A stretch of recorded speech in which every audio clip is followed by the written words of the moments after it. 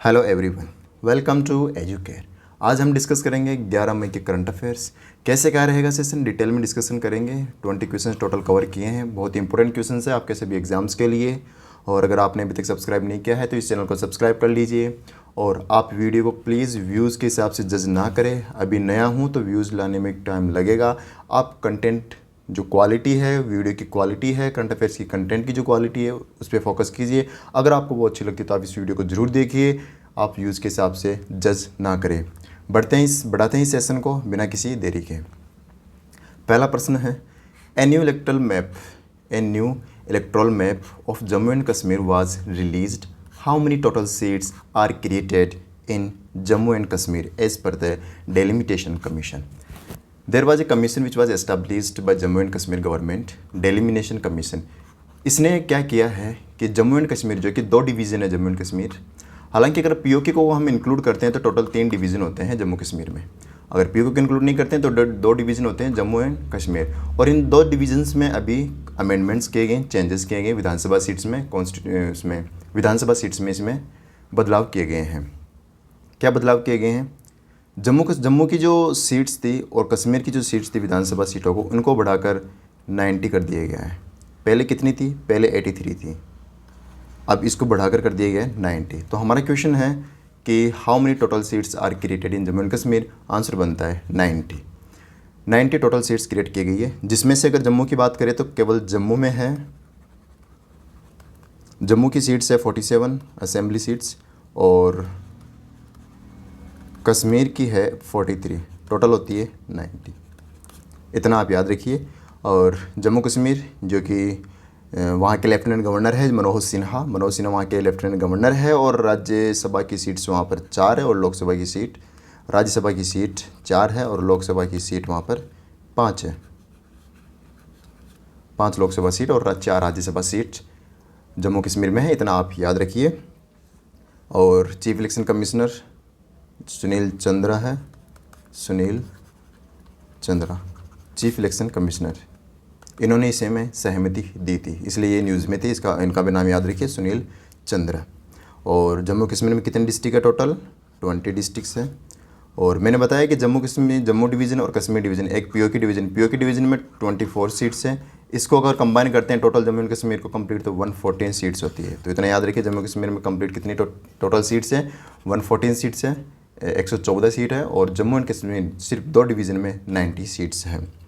और जम्मू कश्मीर हाल ही में काफ़ी न्यूज़ में था, काफ़ी कुछ इसमें लॉन्च हुआ है। जैसे जन निगरानी एप्लीकेशन जम्मू कश्मीर में लॉन्च की गई, और प्राइम मिनिस्टर नरेंद्र मोदी ने पंचायती राज दिवस के दौरान अमृत सरोवर इनिशिएटिव लॉन्च किया था। साथ ही विलेज पल्ली जो कि पहला राज्य का नहीं पूरे देश का पहला गांव बन गया है पल्ली, जहां पर कोई कार्बन उत्सर्जन नहीं होता, यानी 0 कार्बन गांव बन गया है। जहां पे 540 megawatt Kwar hydro electric power project launch किया गया। इस वजह से यहाँ पर कोई कार्बन उत्सर्जन नहीं होता।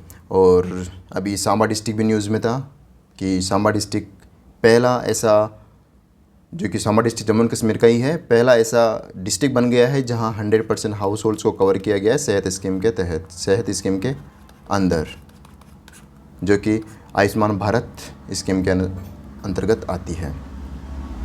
आयुष्मान भारत प्रधानमंत्री जन आरोग्य योजना के अंतर्गत आती है। आप याद रखिए 90 सीट्स हो गई है। अगला प्रश्न है, अभी जम्मू कश्मीर में एक और चीज़ न्यूज़ इंपॉर्टेंट में एक और न्यूज़ है कि जम्मू कश्मीर में पहली बार नेशनल फ़िल्म फेस्टिवल आयोजित हुआ था, जो भी जम्मू कश्मीर का पहला नेशनल फ़िल्म फेस्टिवल था, और वह श्रीनगर में आयोजित हुआ था। कहाँ पे आयोजित हुआ था? श्रीनगर में। इंपॉर्टेंट क्वेश्चन है, याद रखिए। Which organisation recently signed an MOU with the association for voluntary action for trafficking free India. Trafficking free, बच्चों को, छोटे बच्चों को काम के लिए इधर से उधर दूसरे देशों में ले जाया जाता है, उनका शोषण किया जाता है, उनको काम में लगाया जाता है। तो इन सारी चीज़ों को रोकने के लिए, इस ट्रैफिकिंग को रोकने के लिए एक ऑर्गेनाइजेशन है association for voluntary action, NGO। इसने रेलवे प्रोटेक्शन फोर्स RPF के साथ MOU साइन किए और ये दोनों मिलकर इस ट्रैफिकिंग को रोकेंगे, क्योंकि रेलवे के थ्रू ट्रैफिकिंग जो होती है उनको रोकने के लिए रेलवे प्रोटेक्शन फोर्स काम करेगी। दोनों मिलकर इन्फॉर्मेशन एक दूसरे को शेयर करेंगे, दोनों अवेयरनेस को बढ़ाएंगे, दोनों सैनिटाइजेशन को बढ़ाएंगे और सेंसिटाइजेशन को बढ़ाएंगे। तो ये सारी चीज़ें दोनों मिलकर करेंगे ताकि ट्रैफिकिंग को कम से कम किया जा सके। और इतना आप इसमें ध्यान रखिए। Railway protection force signed MOU with association for voluntary action AVA। Recently railway protection force news में था। ये इसलिए न्यूज़ में था क्योंकि रेलवे प्रोटेक्शन फोर्स ने एक ऑपरेशन लॉन्च किया था जिसका नाम है ऑपरेशन सतर्क। ऑपरेशन सतर्क के द्वारा ये इलीगल जो भी चीज़ें होती है रेलवे के थ्रू उनको रोकने के लिए काम करेगा। और रिसेंटली एक राजस्थान के बाड़मेर में एक रेलवे स्टेशन है जिसका नाम है मियाँ का बाड़ा, जिसे रीनेम करके कर दिया गया है महेश नगर हाल्ट कर दिया गया है। ये भी आप ध्यान रखिए। अगला प्रश्न है, recently second Khelo India university games 2021 held in Bengaluru, which among the following university emerge as overall champion. Khelo India university games हाल ही में कहाँ आयोजित हुई? बेंगलुरु में, जो कि कैपिटल है कर्नाटका की। कौन सा एडिशन था? सेकंड। फर्स्ट कहाँ हुआ था? उसमें भुवनेश्वर में आयोजित हुआ था फर्स्ट और सेकंड एडिशन खेलो इंडिया यूनिवर्सिटी गेम्स कहाँ? बेंगलुरु में। और चैंपियन यूनिवर्सिटी कौन सी है? जैन यूनिवर्सिटी चैंपियन यूनिवर्सिटी है। और पंजाब यूनिवर्सिटी सेकंड नंबर पे है। Lovely professional university third number पे है। और बस तीन ही याद रखिए, ये चौथे नंबर पर नहीं है। Jain university first, Punjab university second, lovely professional university third number पर है। इस खेलो इंडिया यूनिवर्सिटी से रिलेटेड कुछ इंपॉर्टेंट फैक्ट्स, जैसे इस गेम का मैस्कट था वीरा। वीरा क्या है? मैस्कट मीन्स शुभंकर था वीरा। वीरा किससे लिया गया है? वीरा लिया गया एलिफेंट से। और एलिफेंट से ही क्यों लिया गया? क्योंकि एलिफेंट कर्नाटका का स्टेट एनिमल है एलिफेंट, और एलिफेंट ही वीरा का रोल करेगा। और वीरा मैस्कॉट है खेलो इंडिया यूनिवर्सिटी गेम्स 2021 का। तो ये आप याद रखिए, वीरा और एलिफेंट, जो कि कर्नाटका का स्टेट एनिमल है। जैन यूनिवर्सिटी ने जीता तो है चैम्पियनशिप, लेकिन इसने कितने गोल्ड जीते, कितने सिल्वर जीते, कितने ब्रॉन्ज जीते हैं? तो 20 तो गोल्ड जीते हैं, 7 सिल्वर जीते हैं और 5 ब्रॉन्ज जीते हैं। इस प्रकार टोटल 32 मेडल्स जीते हैं जैन यूनिवर्सिटी ने। इतना आप याद रखिए। इस यूनिवर्सिटी गेम में कुछ चीज़ें और भी इम्पोर्टेंट हाईलाइटेड है, जैसे कि एक नाम है अनमारिया। ये पहली महिला बन गई है जिसने रिकॉर्ड बनाया है 129 kg वेट लिफ्टिंग का। 129 kg वेट उठाने का रिकॉर्ड बनाया है। पहले रिकॉर्ड था 120 kg का। अब अनमारिया ने 129 kg का वेट लिफ्टिंग का रिकॉर्ड बनाया, और ये रिकॉर्ड बनाया 87 kg कैटेगरी में। 87 kg कैटेगरी में ये रिकॉर्ड बनाया है। तो अनमारिया एक इम्पोर्टेंट नाम बनता है इस यूनिवर्सिटी गेम में। दूसरा इम्पोर्टेंट नाम बनता है शिवा श्रीधार ने क्या किया है? शिव श्रीधार वह व्यक्ति है इस यूनिवर्सिटी गेम का जिसने सबसे ज़्यादा मेडल जीते हैं। कितने मेडल जीते हैं? इन्होंने टोटल मेडल जीते हैं 2 तो सिल्वर और 7 gold. 2 silver 7 gold, total 9 medals जीते हैं शिवा श्रीधार ने। इतना याद रखिए। इसे ऑर्गेनाइज कराया था ministry of youth affairs and sports, headed by Anurag Singh Thakur, और कॉन्स्टिट्यूएंसी है हमीरपुर, हिमाचल प्रदेश। चलते हैं अगले प्रश्न की तरफ। Which bank recently launched A digital broking solution, E broking से आप समझ सकते हैं ब्रोकिंग, जो कि शेयर मार्केट में होती है। शेयर्स को परचेज करना, खरीदना, सेल करना, सारी चीज़ें होती हैं ब्रोकिंग। तो ये ब्रोकिंग सुविधा किस बैंक ने लॉन्च की है? ई ब्रोकिंग। और इसने अपने ही मोबाइल एप्लीकेशन जो है, उस एप्लीकेशन का नाम है इंड ओआसिस ये एप्लीकेशन है और इसी एप्लीकेशन पर ई ब्रोकिंग सॉल्यूशन लॉन्च किया है। और ये किस बैंक ने लॉन्च किया है? तो आंसर बनता है इंडियन बैंक। इंडियन बैंक ने इसे लॉन्च किया है, जो कि जिसका हेडक्वार्टर है चेन्नई में, और इंडियन ओवरसीज़ बैंक उसका भी हेडक्वार्टर चेन्नई में है। तो इंडियन बैंक जिसका हेडक्वार्टर चेन्नई में है, इसी ने ई ब्रोकिंग सॉल्यूशन लॉन्च किया है। और ये ब्रोकरेज जो कि इसके कस्टमर्स है, जो जितने भी इंडियन बैंक के, वो ऑनलाइन डिजिटली ब्रोकिंग कर सकते हैं इस ई ब्रोकिंग सॉल्यूशन के थ्रू। और टैगलाइन है, इससे इंडियन बैंक की टैगलाइन है taking banking technology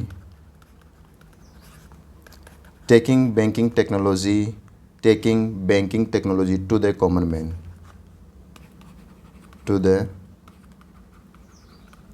common man. ये भी याद रखिए, आपके लिए इम्पोर्टेंट बनती है। रिसेंटली इंडियन बैंक न्यूज़ में था, इसने एक PAPL एक प्रोडक्ट लॉन्च किया था, pre approved personal loan hustle free loan provide करने के लिए, डिजिटली लोन प्रोवाइड करने के लिए ये इनिशिएटिव लॉन्च किया था PAPL। ये भी याद रखिए, इंडियन बैंक ने लॉन्च किया था।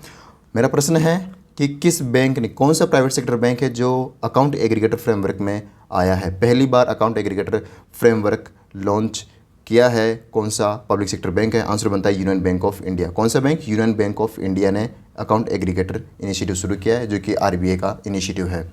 और कौन सा बैंक एसेट साइज़ में सबसे बड़ा पब्लिक सेक्टर बैंक है? PSU है, पब्लिक सेक्टर अंडरटेकिंग है, पब्लिक सेक्टर बैंक PSB। कौन सा बैंक है सबसे बड़ा एसेट साइज़ में? आंसर बनता है SBI, state bank of India. Overall world wide बात करें तो ये 22nd पोजीशन पर है और इंडिया में ये 1st पोजीशन पर है। अभी कौन सा बैंक है जिसे सैलेंट मॉडल बैंक अवार्ड दिया गया था? सैलेंट मॉडल बैंक अवार्ड दिया गया था। कौन सा है? आंसर है इंडसइंड बैंक को ये अवार्ड दिया गया था। चलते हैं अगले प्रश्न की तरफ। As per the NSO national statistics office periodic labour survey unemployment rate UR rate for person of 15 year and above in the urban areas declined what percent in quarter 3 means October to December 2021। जो financial year 2022 है 2022 है, उसका जो quarter 3 है अक्टूबर to दिसंबर 2021, इसमें unemployment rate क्या रही है? हमारा आंसर बनता है, क्या आंसर बनता है हमारा? 8.7%। ऑप्शन नंबर ए 8.7% रही है। तो पिछले क्वार्टर में कितनी थी? पिछले क्वार्टर जो क्वार्टर 2 था उसमें अनएम्प्लॉयमेंट रेट कितनी थी? 9.8 थी क्वार्टर 2 में। क्वार्टर 3 में रही है 8.7। ये दो याद रखिए। अच्छा, अगर हम कैटेगरी वाइज बात करें मेल की, तो अगर मेल की बात करें तो ये रही है 8.3% अनएम्प्लॉयमेंट रेट, और फीमेल की बात करें तो ये रही है 10.5% अनएम्प्लॉयमेंट रेट। ये आप याद रखिए। और इसे लॉन्च किया गया था नेशनल स्टैटिस्टिक्स ऑफिस के द्वारा, और ये आता है ministry of statistics and programme implementation के अंतर्गत, और इसे हेड किया जाता है राव इंद्रजीत सिंह के द्वारा। यानी minister for statistics and programme implementation कौन है? राव इंद्रजीत सिंह, जिनका कॉन्स्टिट्यूंसी है गुरुग्राम इनकी कॉन्स्टिट्यूंसी है। बढ़ते हैं अगले प्रश्न की तरफ। ये जो labour periodic labour force survey, ये इसका 13th एडिशन था, ये भी आप याद रखिए। अगले प्रश्न की तरफ चलते हैं। In which place the Indian coast guard was commissioned 2nd air squadron 845 squadron equipped with Dhruv ALU MK13 helicopter द्वारा ये इक्विप्ड है। तो आपको बताना है कि ये इंडियन कोस्ट गार्ड के द्वारा कौन सी जगह इसे लॉन्च किया गया था, और ये एडवांस लाइट हेलीकॉप्टर मार्क 13 द्वारा इक्विप्ड है। तो हमारा आंसर बनता है कोच्चि केरला में इसे कमीशन किया गया था। तो ये आप याद रखिए। और हम बात करें एडवांस लाइट हेलीकॉप्टर की, तो इसे बनाया है बेंगलुरु बेस्ड चाहिए, हेडक्वार्टर इसका बेंगलुरु में, हिंदुस्तान एरोनॉटिक्स लिमिटेड के द्वारा इसे बनाया गया था, ALHM-13। तो ये भी याद रखिए। इसका पर्पज़ क्या है? स्क्वाड्रन 845 का। ये क्या करेगा कि जो भी अपने पश्चिमी वेस्टर्न का जो भी पार्ट है, पश्चिमी जो भी पार्ट है, इस पे निगरानी रखने का काम करेगा। जो भी एक्टिविटीज़ हो रही है, किसी भी अगर जैसे कोई चाइना की कोई प्रेजेंस आ रही है, उसमें कोई पाकिस्तान की प्रेजेंस आ रही है, इन सभी चीज़ों को ये निगरानी रखने का काम करेगा। रेस्क्यू ऑपरेशंस करेगा A845 स्क्वाड्रन, ये आप याद रखिए। इंडियन कोस्ट गार्ड अभी न्यूज़ में था। इंडियन कोस्ट गार्ड ने क्या क्या लॉन्च किया, क्या क्या किया अभी। एक तो एक्सरसाइज कंडक्ट की थी इंडियन कोस्ट गार्ड ने, जिसका नाम है नेट पोल रेक्स। तो ये भी इंडियन कोस्ट गार्ड ने ही आयोजित कराई थी मार्गोगांव पोर्ट में, और जो कि गोवा में है। और अभी इन्होंने एक सेमिनार आयोजित कराया था जिसे कहते हैं लॉजिसैम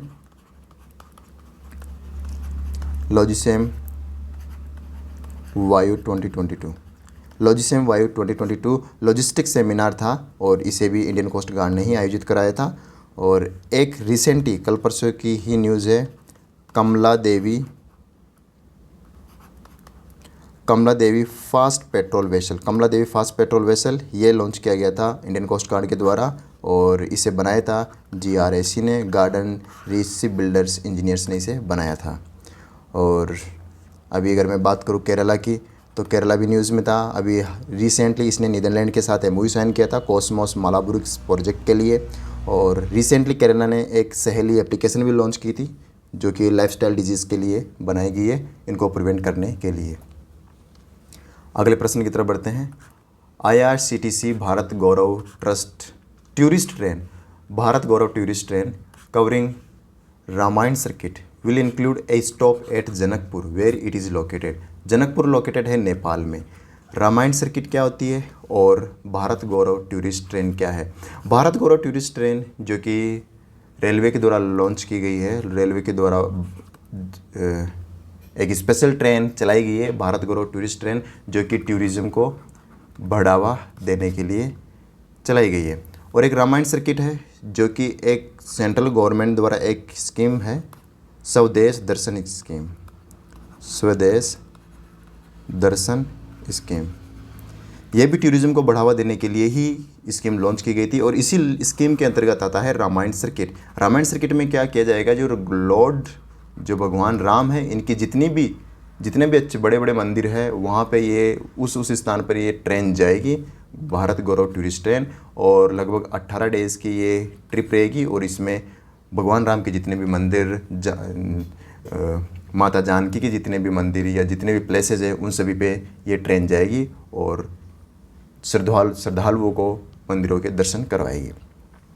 तो ये याद रखिए, रामायण सर्किट स्वदेश दर्शन स्कीम के तहत चालू की गई है। और IRCTC Indian railway catering and tourism corporation, तो इसने भारत गौरव टूरिस्ट ट्रेन चलाई है, और इसने रिसेंटली एक प्लेस ऐड किया है जिसका नाम है जनकपुर। और जनकपुर कहाँ पे है, नेपाल में है। इतना आप याद रखिए, काफ़ी इंपॉर्टेंट बनता है। अच्छा, नेपाल की बात करें, नेपाल की कैपिटल है काठमांडू, और नेपाली रुपये यहाँ की करेंसी है, काठमांडू नेपाली रुपये।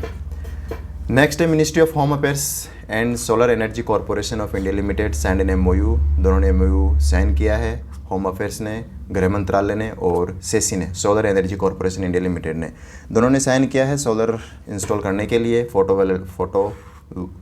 फोटोवोल्टिक यानी सोलर ही इसे कहते हैं, सोलर रूफटॉप फोटोवोल्टिक। और ये प्लांट एस्टैब्लिश किया जाएगा CAPF और NSG के कैंपस में, सेंट्रली आर्म्ड पुलिस फोर्स और नेशनल सिक्योरिटी गार्ड, इनके कैंपस में ये प्लांट एस्टैब्लिश किया जाएगा। ये ग्रीन एनर्जी की तरफ एक इनिशिएटिव है, तो आप इतना याद रखिए। होम मिनिस्ट्री ने सेसी के साथ MOU साइन किया है। होम मिनिस्ट्री जो कि अमित शाह के द्वारा हेड की जाती है, और इनके द्वारा एक और मिनिस्ट्री हेड की जाती है जिसका नाम है मिनिस्ट्री ऑफ कॉरपोरेशन।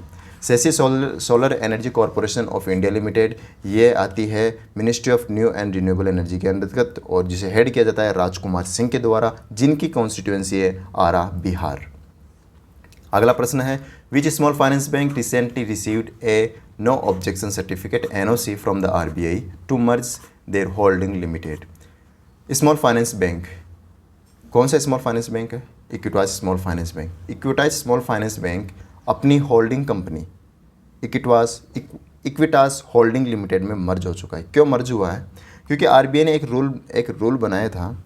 रूल ये था कि अगर कोई भी होल्डिंग कंपनी है वह अपनी सब्सिडरी में स्मॉल फाइनेंस बैंक है अगर सब्सिडरी, तो उसमें अपने 40% होल्डिंग से ज़्यादा नहीं होनी चाहिए, 40% से ज़्यादा नहीं होनी चाहिए। और अगर 40% से ज़्यादा है तो इसके एस्टाब्लिशमेंट से लेकर 5 साल के अंतर्गत इसे 40% पे लाना होगा। और इसी टारगेट को पूरा करने के लिए इक्विटास स्मॉल फाइनेंस बैंक ने अपने आप को होल्डिंग कंपनी में मर्ज कर लिया है।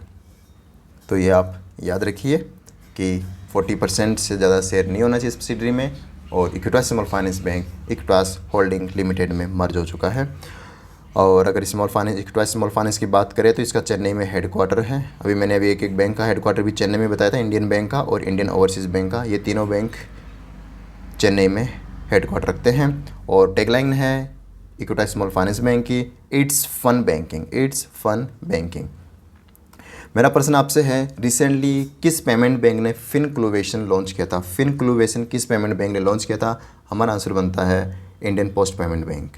इंडियन पोस्ट पेमेंट बैंक ने ये लॉन्च किया था। और अगला मेरा एक प्रश्न आपसे यह है कि रिसेंटली एक स्मॉल फाइनेंस बैंक न्यूज़ में था, उसने क्या किया है, एक यूएस बेस्ड एक कैंड्रेल कंपनी है जो कि आईटी इंफ्रास्ट्रक्चर कंपनी है कैंड्रेल, उसके साथ पार्टनरशिप किए आईटी के लिए, टेक्नोलॉजी के लिए। तो आंसर बनता है सूर्योदय स्मॉल फाइनेंस बैंक। इतना आप याद रखिए। अच्छा, अभी रिसेंटली एक पेमेंट बैंक और न्यूज़ में था जिसने इंडसइंड बैंक के साथ पार्टनरशिप की है, इंडसइंड बैंक के साथ फ़िक्स डिपॉजिट के लिए। तो वह कौन सा पेमेंट बैंक है जिसने इंडसइंड बैंक के साथ फ़िक्स डिपॉजिट के लिए एमओयू साइन किया है? तो एयरटेल पेमेंट बैंक। कौन सा payment bank? Airtel payment bank. अगला प्रश्न है, next charge begin mass production at India's largest lithium ion battery plant which is located in which of the following district? Next charge एक company है जिसने India के सबसे बड़े लिथियम आयन बैटरी प्लांट पर अपना प्रोडक्शन शुरू किया है, जो कि सबसे बड़ा प्रोडक्शन है, एक मास प्रोडक्शन है। पहली बात तो नेक्स्ट चार्ज क्या है? नेक्स्ट चार्ज एक जॉइंट वेंचर है। किस किस के बीच का जॉइंट वेंचर है? ये जॉइंट वेंचर है एक्साइड जो कंपनी है उसका जॉइंट वेंचर है, और एक स्विट्ज़रलैंड की कंपनी है, उन दोनों का जॉइंट वेंचर है नेक्स्ट चार्ज। और इसी ने lithium based ion battery plant establish किया है। कहाँ पे एस्टेब्लिश किया है? इसे एस्टेब्लिश किया है गुजरात में। गुजरात में कौन सी जगह? गुजरात में एक जगह है जिसका नाम है प्रणजीत प्रांतिज टाउन, और इसी टाउन में ये है lithium ion battery plant establish किया गया है, और ये सबसे बड़ा मास प्रोडक्शन करेगा आयन बैटरीज़ का। अच्छा, लिथियम आयन बैटरीज़ का मतलब होता है रिचार्जेबल बैटरी, रिचार्जेबल बैटरी है इसका मतलब। और ये लिथियम आयन बैटरी जिसे गुजरात में प्रोड्यूस किया जाएगा। जो स्विट्ज़रलैंड की कंपनी, उस स्विट्ज़रलैंड की कंपनी का क्या नाम है? ले क्लेंचे इस कंपनी का नाम है। इतना आप याद रखिए। अभी रिसेंटली गुजरात काफ़ी न्यूज़ में था। गुजरात न्यूज़ में इसलिए था क्योंकि पहला पोर्टेबल रूफटॉप सोलर सिस्टम का इंस्टॉल किया गया है। पहला portable solar rooftop system Gandhinagar में इंस्टॉल किया गया था, ये याद रखिए। अच्छा, मेरा क्वेश्चन है कि recently smart city smart urbanisation conference कहाँ हेल्ड की गई थी? सूरत में हेल्ड की गई थी। मेरा अगला क्वेश्चन है कि यूके के प्राइम मिनिस्टर बोरिस जॉनसन, जिन्होंने जेसीबी फैक्ट्री इंडिया में लॉन्च की है प्रोडक्शन के लिए, जेसीबी जो कि एक इक्विपमेंट बनाती है कंस्ट्रक्शन से रिलेटेड, तो उसके जो फैक्ट्री वहाँ कहाँ लगाई है? तो वडोदरा में इसे लगाया गया है, वडोदरा में ये लगाया गया है। और अभी प्राइम मिनिस्टर नरेंद्र मोदी ने एक समिट होस्ट की थी, ग्लोबल पाटीदार बिजनेस समिट। तो ये कहाँ आयोजित की गई थी? ये भी सूरत में आयोजित की गई थी। तो ये भी आप याद रखिए। अगला प्रश्न है, which company recently become the first Indian company to reach 100 billion revenue in financial year 2022? Financial year 2022 में कौन सी कंपनी है इंडिया की जो $100 बिलियन को क्रॉस कर चुकी है? आंसर बनता है रिलायंस इंडस्ट्रीज़ लिमिटेड, RIL। इनका टर्नओवर हो चुका है, इनका रेवेन्यू हो चुका है 105 बिलियन USD। और रिसेंटली अभी रिलायंस इंडस्ट्रीज़ पहली इंडिया की कंपनी बन गई थी जिसका वैल्यूएशन, मार्केट वैल्यूएशन भी 19 लाख करोड़ को क्रॉस कर चुका है। 19 लाख करोड़ को क्रॉस कर चुका है, ये भी आप ध्यान में रखिए। अगला प्रश्न है, Priyanka Mohite become the first Indian women to scale 5 peaks above 8,000 metres. All the peaks are located in which mountain range? Answer बनता है हिमालयन रेंज। हिमालय रेंज में सारी पाँचों की पाँचों पिक्स है जो कि 8,000 मीटर से ऊपर की, 8,000 मीटर से ऊंची हाइट्स की पिक्स है। इन सभी को इन्होंने कह सकते हैं स्केल कर लिया है। इन सभी पर ये जा चुकी है। इनका नाम है प्रियंका मोहिते। और प्रियंका मोहिते रिसेंटली जिस पीक पे गई है उसका नाम है माउंट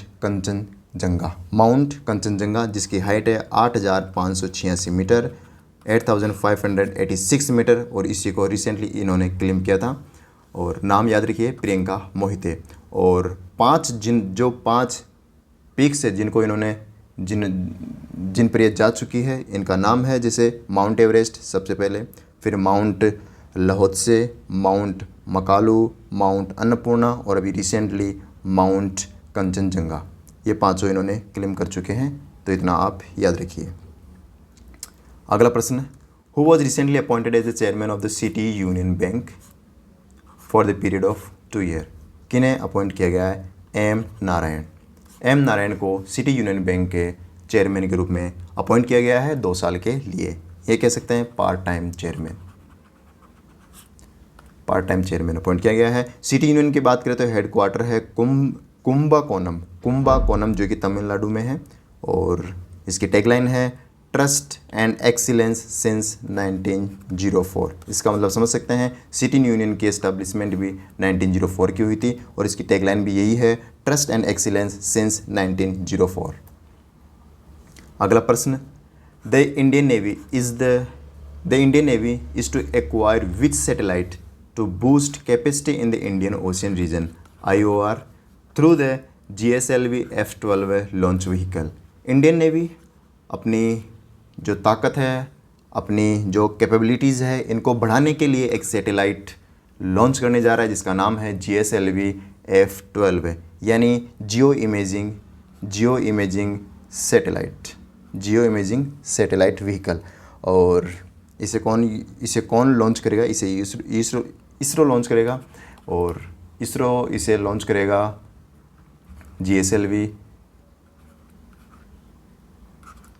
GSLV को लॉन्च करेगा, F-12 को, और इंडियन नेवी के लिए। और इंडियन नेवी ज़्यादातर देखे चाइनीज़ प्रेजेंस जो बढ़ रही है, इन चाइनीज़ प्रेजेंस को, इनकी एक्टिविटीज़ पर निगरानी रखने के लिए इसे लॉन्च किया जाएगा। इसकी कैपेबिलिटीज़ इतनी है कि ये क्लाउड्स में यानी बादलों में भी एक हाई क्वालिटी इमेज भेजने का काम करेगा ये सैटेलाइट। तो ये काफ़ी पावरफुल सैटेलाइट है और काफ़ी इंडियन नेवी को काफ़ी मदद करेगा। तो आप याद रखिए GSLV F-12 इंडियन नेवी के द्वारा लॉन्च किया जाएगा। लेकिन इस जो लॉन्च किया जाएगा उस सैटेलाइट का नाम क्या है? उस सैटेलाइट का नाम है GISAT, जियो इमेजिंग सैटेलाइट 2। इसका सेकंड वर्जन है। ये इंडियन नेवी लॉन्च करेगा किसके थ्रू? GSLV F-12 के थ्रू, जो कि इसरो द्वारा लॉन्च किया जाएगा। याद रखिए GSAT-2 इंडियन नेवी लॉन्च करने जा रहा है सैटेलाइट। अभी रिसेंटली इसरो ने ministry of skill development and entrepreneurship के साथ पार्टनरशिप की है इसरो टेक्निकल ट्रेनिंग प्रोग्राम के लिए, ताकि जो भी टेक्निकल स्टाफ से उनको ट्रेनिंग प्रोवाइड कराई जा सके। और रिसेंटली इसरो ने वीनस के लिए एक मिशन लॉन्च किया है जिसका टारगेट रखा है दिसंबर 2024 तक इसे लॉन्च कर दिया जाएगा, मिशन वीनस। ये भी आप ध्यान रखिए। बढ़ते हैं अगले प्रश्न की तरफ।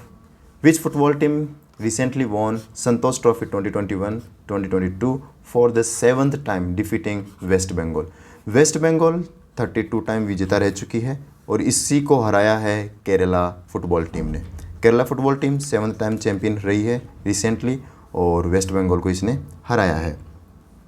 और संतोष ट्रॉफी काफ़ी पुरानी चैम्पियनशिप है, टूर्नामेंट है, जो कि फुटबॉल से रिलेटेड चैम्पियनशिप है। ये भी आप याद रखिए, क्वेश्चन ये भी पूछा जा सकता है, संतोष ट्रॉफी किस स्पोर्ट से रिलेटेड है? आंसर बनता है फुटबॉल से रिलेटेड है। और केरला फुटबॉल टीम, जिसके कैप्टन का नाम है जीजो जोसेफ, और इन्होंने ही इस टीम को विजेता बनाया है, इसी का काफ़ी रोल रहा है। कैप्टन है तो काफ़ी रोल रही है जीजो जोसेफ। कुछ क्वेश्चंस मैं आपसे पूछना चाहूँगा कि रिसेंटली एशिया बैडमिंटन चैम्पियनशिप आयोजित हुई थी, आपको बताना है कि यह कहाँ आयोजित हुई थी। आंसर बनता है मलेशिया में। Second question, Asian wrestling championship कहाँ आयोजित हुई थी? आंसर बनता है मंगोलिया में। Third question, archery world cup 2020 कहाँ आयोजित हुआ था? इटली में। कहाँ आयोजित हुआ था? इटली में। अगला क्वेश्चन, नेशनल हॉकी चैम्पियनशिप कहाँ आयोजित हुई थी? आंसर बनता है मध्य प्रदेश में। लेकिन नेशनल हॉकी चैम्पियनशिप को जीता किसने था? हरियाणा ने इसे जीता था। ये मेंस कैटेगरी की चैम्पियनशिप थी, national hockey championship Madhya Pradesh में आयोजित हुई थी, हरियाणा ने इसे जीता था। अभी आईसीसी ने एक रैंकिंग रिलीज़ की थी T20 की, टेस्ट की और ओडीआई की। क्या लिस्ट थी? आईसीसी मेंस की है ये। आईसीसी मेंस में T20 में कौन सी टीम टॉप पर है? इंडिया। T20 में इंडिया ने टॉप किया है, टेस्ट में ऑस्ट्रेलिया ने टॉप किया है और ओडीआई में न्यूजीलैंड ने टॉप किया है। ये रैंकिंग भी आप याद रखिए मेंस सेक्शन की। बढ़ते हैं अगले प्रश्न की तरफ। World athletics day 2020 was observed across the globe on which of the following day? World athletics day every year celebrate on 7 मई। हर साल 7 मई को वर्ल्ड एथलेटिक्स डे सेलिब्रेट किया जाता है और इसका उद्देश्य है कि स्पोर्ट्स एक्टिविटीज़ को बढ़ावा देने के लिए और जो गेम्स का जो इम्पोर्टेंस है फिटनेस में और हेल्थ में, इसके बारे में अवेयरनेस बढ़ाना इस वर्ल्ड एथलेट डे का मोटो है, उद्देश्य है। रिसेंटली कुछ डेज इंपॉर्टेंट है जो आपको मैं 1 बाय 1 बताना चाहूँगा, काफ़ी इंपॉर्टेंट है। जैसे वर्ल्ड अर्थ डे कब ऑब्जर्व किया जाता है? 22 अप्रैल को वर्ल्ड अर्थ डे। इसकी थीम थी invest in our planet, invest in our planet. 24 अप्रैल को कौन सा इंपॉर्टेंट डे बनाया गया था? रिसेंटली मैंने आपको बताया नेशनल पंचायत राज डे, कल ही बताया था। नेशनल पंचायती राज डे कब मनाया जाता है? 24 अप्रैल को मनाया जाता है। मेरा अगला प्रश्न है वर्ल्ड मलेरिया डे किस दिन मनाया जाता है? वर्ल्ड मलेरिया डे हर साल 25 अप्रैल को मनाया जाता है, वर्ल्ड मलेरिया दिवस। अगला प्रश्न, इंटरनेशनल लेबर डे कब बनाया गया? इंटरनेशनल लेबर डे बनाया गया था 1 मई को। 1 मई को कौन सा? इंटरनेशनल लेबर डे, ये याद रखिए। अगला प्रश्न है वर्ल्ड प्रेस फ्रीडम डे कब मनाया गया था? World press freedom day recently 3 मई को मनाया गया था, वर्ल्ड प्रेस फ्रीडम डे। अभी रिसेंटली वर्ल्ड प्रेस फ्रीडम, इसकी एक रैंकिंग भी जारी की गई थी, इसमें इंडिया की रैंकिंग 150 है, नॉर्वे ने इसे टॉप किया है। नॉर्वे ने वर्ल्ड प्रेस फ्रीडम जो इंडेक्स था इसे टॉप किया है, इंडिया की रैंकिंग 150 है, इतना आप याद रखिए। अगला एक और इंपॉर्टेंट डे कि वर्ल्ड हैंड हाइजीन डे कब मनाया गया? वर्ल्ड हैंड हाइजीन डे कब मनाया गया? रिसेंटली 5 मई को ये दिवस मनाया गया, 5 मई को ये दिवस मनाया गया। अगला प्रश्न है which organisation recently signed 2 MOUs in Lucknow? 2 MOUs in Lucknow to enhance national highway infrastructure and sustainable environment in UP and other states. Recently, national highway infrastructure, national highway infrastructure से आप गेस कर सकते हैं कि highways की कौन सी authority है? Top authority, prior authority कौन सी है? प्रीमियम अथॉरिटी कौन सी है? National highway authority of India, NHAI। तो इसी ने ये कॉन्फ्रेंस आयोजित कराया गया, इसी के द्वारा ये कॉन्फ्रेंस आयोजित करवाया गया था, लखनऊ में आयोजित करवाया गया था और लखनऊ में 2 MOU साइन किए गए थे। अच्छा, क्या इंपॉर्टेंट है इसमें? इस MOU में इंपॉर्टेंट है कि national highway authority India limited ने उत्तर प्रदेश के साथ MOU साइन किया है सेल्फ हेल्प ग्रुप्स को, जो भी प्लांटेशन ड्राइव होता है, जो कि कॉरिडोर होते हैं, जैसे कि नेशनल हाईवे के जो बीच में प्लांटेशन लगाए जाते हैं, उन प्लांटेशन को करने के लिए सेल्फ हेल्प ग्रुप्स को इसमें इन्वॉल्व किया जाएगा। ये सिर्फ उत्तर प्रदेश में ही नहीं, बाकी के राज्यों में भी इन्हें इस काम में शामिल किया जाएगा, सेल्फ हेल्प ग्रुप्स को, जैसे कि तेलंगाना में, मध्य प्रदेश में, बिहार में, असम में, राजस्थान में, आंध्र प्रदेश में, इन राज्यों में भी ये इंफ्रास्ट्रक्चर, ये जो कॉरिडोर है प्लांटेशन वाला, इसे बढ़ावा दिया जाएगा, ये लगाए जाएंगे और इसमें सेल्फ हेल्प ग्रुप्स को इन्वॉल्व किया जाएगा। तो याद रखिए national highway authority of India ने लखनऊ में जो आयोजित हुआ था कॉन्फ्रेंस या कह सकते हैं इवेंट आयोजित हुआ था, उसी के दौरान 2 MOUs साइन किए थे। इतना आप याद रखिए। रिसेंटली उत्तर प्रदेश का एक ज़िला है रामपुर, यहीं पर पहला अमृत सरोवर पॉन्ड बनाया गया है रामपुर। और कौन सा पहला डिस्ट्रिक्ट है पूरे देश का जहां पर वैक्यूम बेस्ड सीवर सिस्टम लाया जा रहा है? तो आंसर बनता है आगरा। आगरा पहला डिस्ट्रिक्ट है जहां पर वैक्यूम बेस्ड सीवर सिस्टम लाया जा रहा है। CM Yogi Adityanath will lay down the foundation stone of the Purvanchal's first natural science museum in which city? Purvanchal का पहला नेचुरल प्राकृतिक साइंस म्यूजियम कहाँ लाया जा रहा है? हमारा आंसर बनता है गोरखपुर, जो कि योगी आदित्यनाथ की कॉन्स्टिट्यूएंसी है। और पूर्वांचल का क्या मतलब होता है? जैसे ये उत्तर प्रदेश है पूरा, तो इसका ये वाला पार्ट होता है पूर्वांचल।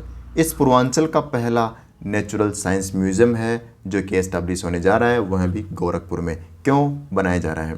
ताकि आने वाली जो पीढ़ी है उनको पता चले कि क्या नेचुरल ब्यूटी थी, क्या नेचुरल हिस्ट्री रही है देश की, इसके बारे में बताया जा सके। और दूसरा मुख्य उद्देश्य है टूरिज्म को बढ़ाना। That's enough. इतना आप याद रखिए। नेचुरल साइंस म्यूजियम पूर्वांचल का पहला लॉन्च किया गया है गोरखपुर में। अगला प्रश्न, who has been awarded with the prestigious doctor Nirmala Deshpande memorial global peace award? किसे दिया गया है Nirmala Deshpande memorial global peace award? हमारा आंसर बनता है जनरल तेज कौल। जनरल तेज कौल को ये अवार्ड दिया गया है। कौन है निर्मला देशपांडे? निर्मला देशपांडे एक सोशल एक्टिविस्ट थी और जिनकी डेथ 2008 में हो गई थी। और ये है 14th एडिशन है इसका doctor Nirmala Deshpande memorial global peace award का। यानी निर्मला देशपांडे की 14th स्मृति दिवस मनाने के लिए ये अवार्ड दिया गया है। और ये दिया गया है तेज कौल को। और तेज कौल को क्यों दिया गया? क्योंकि इन्होंने जो कि इंटरनेशनल बॉर्डर पे जो शांति बनाए रखने का जो माहौल है, इनमें काफ़ी इनका रोल रहा है। मेनली इंडिया पाकिस्तान के बीच में शांति स्थापित रखने में इन्हें काफ़ी रोल रहा है। इसीलिए इनको इस शांति के लिए, पीस के लिए ग्लोबल इसको जनरल तेज कौल को ये अवार्ड दिया गया है। तो आप याद रखिए, जनरल तेज कौल को doctor Nirmala Deshpande memorial global peace award दिया गया है। निर्मला देशपांडे जो कि सोशल एक्टिविस्ट है, इनका जन्म 2019 को हुआ था नागपुर में इनका जन्म हुआ था। अगला और लास्ट प्रश्न, who will chair the meeting of the national Sagarmala apex committee to be held in new Delhi? National Sagarmala apex committee क्या होती है? Sagarmala apex committee Sagarmala project जो कि गवर्नमेंट के द्वारा लॉन्च किया गया था, इसे 2015 में लॉन्च किया गया था। इस सागरमाला प्रोजेक्ट का उद्देश्य है कि जो भी जलमार्ग है उन जलमार्ग से एक दूसरे से कनेक्ट करना, जितने भी ट्रांसपोर्टेशन रास्ते हैं जैसे कि रेलवे या वायु, उन सभी को पोर्ट से कनेक्ट करना, ये सारा उद्देश्य है सागरमाला प्रोजेक्ट का। और नेशनल सागरमाला अपेक्स कमेटी इस सागरमाला प्रोजेक्ट को इम्प्लीमेंट करने की अपेक्स बॉडी है। और इसी की एक मीटिंग हुई थी। और इस मीटिंग को किसने चेयर किया? तो आंसर बनता है union minister for port shipping and waterways. कौन है ये मिनिस्टर? इनका नाम है सर्बानंद सोनोवाल। इन्हीं के द्वारा इसे हेड किया गया था। तो ये आप याद रखिए, सर्बानंद सोनोवाल की कॉन्स्टिट्यूएंसी आसाम है, मंजुली आसाम। और ये आयुष मिनिस्टर भी है, ये भी आप याद रखिए। Recently ministry for port shipping and waterways ये रिसेंटली न्यूज़ में थी, क्योंकि इन्होंने पहला indigenous hydrogen fuel based electric vessel launch किया था। इलेक्ट्रिक वेसल जो कि हाइड्रोजन बेस्ड वेसल है, ये भी ministry for port shipping and waterways द्वारा लॉन्च किया गया था, यानी इसे इंट्रोड्यूस किया गया था। और इसे बनाया किसने है? इस इलेक्ट्रिक वेसल को कोची शिपयार्ड लिमिटेड ने इसे बनाया था। तो ये था 11 अप्रैल का करंट अफेयर्स। मिलते हैं 12 अप्रैल को। इससे पहले अगर आपने अभी तक सब्सक्राइब नहीं किया है तो चैनल को सब्सक्राइब कर लीजिए, ये आपके लिए काफ़ी इंपॉर्टेंट सेशन है। आज के लिए इतना ही, मिलते हैं अगले वीडियो में, तब तक के लिए गुड बाय।